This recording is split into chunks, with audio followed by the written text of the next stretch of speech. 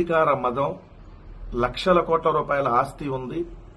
So ఇప్పుడు ప్రభుత్వం అంతా అతని చేతుల్లో ఉంది. అన్ని శాఖలకి సకల శాఖల విధ్వంస మంత్రిగా ఉన్నాడు, షాడో ముఖ్యమంత్రిగా ఉన్నాడు. కాబట్టి నోటికి ఏదొస్తే అది మాట్లాడుతూ ఉన్నాడు నారా లోకేష్ ఇష్టం వచ్చినట్టుగా. ఇక్కడ చూడండి, ఆ గజ దొంగ జగనేనా? బొత్స వ్యాఖ్యలకు లోకేష్ కౌంటర్. ఎవడు గజ దొంగ? నీ హెరిటేజ్ కంపెనీ గజ దొంగ. బొత్స గారు అడిగినటువంటిది ఏంటి?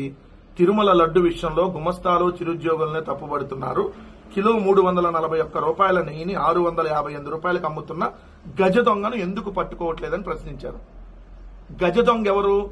ఇందాపూర్ డైరీ పేరుతో ఏదైతే హెరిటేజ్ కల్తీ నెయ్యిని తిరుమల తిరుపతి దేవస్థానానికి సప్లై చేస్తున్న హెరిటేజ్ గజ దొంగ. బోలే బాబా డైరీ పేరుతో హెరిటేజ్ నెయ్యిని సప్లై చేసిన ఏదైతే ఆ హెరిటేజ్ గజ దొంగ. వైష్ణవి డైరీ పేరుతో సంగం డైరీ నెయ్యిని సప్లై చేస్తున్నటువంటి ఆ సంగం డైరీ గజ దొంగ. వీటన్నిటికీ మాస్టర్ గజ దొంగ మీ హెరిటేజు. గజ దొంగ గిజ దొంగ అని పిచ్చ పిచ్చ మాటలు మాట్లాడావు కదా నారా లోకేష్. 341 రూపాయల నెయ్యిని 658 రూపాయలకి తిరుమల తిరుపతి దేవస్థానానికి నెయ్యిని సప్లై చేస్తున్న వాళ్ళు గజ దొంగలు. ఇది మీరు దొంగల ముఠ, మీది గజ దొంగల డైరీల ముఠ మీది. ఆ గజ దొంగల డైరీల ముఠాలకి హెడ్ మీ హెరిటేజు. అసలు దొంగల గురించి మాట్లాడుతున్నావు కదా మీ నాన్న. ఇదే చంద్రబాబు నాయుడు గారు చిత్తూరు రైల్వే స్టేషన్ లో జేబులు కొట్టేవాడని చెప్పి నేనల్లా, నాకు తెలియదు, నేను చూడలా. కానీ మీ కేబినెట్ లో ఉన్నటువంటి మంత్రి నాదెండ్ల మనోహర్ గారి తండ్రి నాదెండ్ల భాస్కర్ రావు గారు, మరి దీనికి సమాధానం చెప్పు. ముందు నాదెండ్ల భాస్కర్ రావు గారి నుంచి వివరం తీసుకో. మీ నాన్న చిత్తూరు రైల్వే స్టేషన్ లో జేబులు కొట్టేవాడా కాదా అని చెప్పి. గాడ్సే కంటే నీచుడు నా అల్లుడు చంద్రబాబు నాయుడు అని చెప్పి. మీ దొంగతనాల గురించి, మీరు చేసేటటువంటి గలీజు పనుల గురించి అందరికీ తెలుసు. ఎవడ గజ దొంగ అందరికీ తెలుసు. వివిఆర్ వెంచర్స్ కి మీకు సంబంధం లేదా?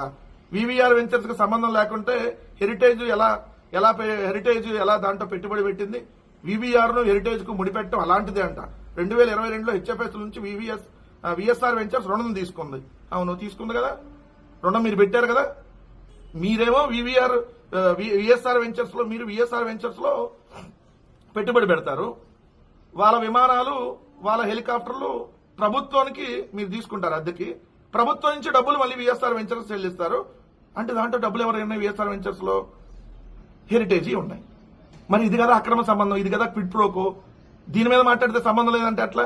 హెరిటేజ్ కి ఇందాపూర్ కి ఎలా సంబంధం ఉందో విఎస్ఆర్ వెంచర్స్ కి అదే విధంగా హెరిటేజ్ కి అలానే సంబంధం ఉంది. అడ్డంగా దొరికిపోయి మళ్ళీ బొకాయిచ్చిన already manufactured by Indapur, already VSR Ventures లో పెట్టుబడి, అదే హెలికాప్టర్లు, అదే విమానాలు వాడి ప్రభుత్వ ధనాన్ని అడ్డగోలుగా వాళ్ళకి చెల్లించేసి వాళ్ళ నుంచి మీకు వస్తాయి. ఇది క్విడ్ ప్రోకో, ఇది దొంగతనం.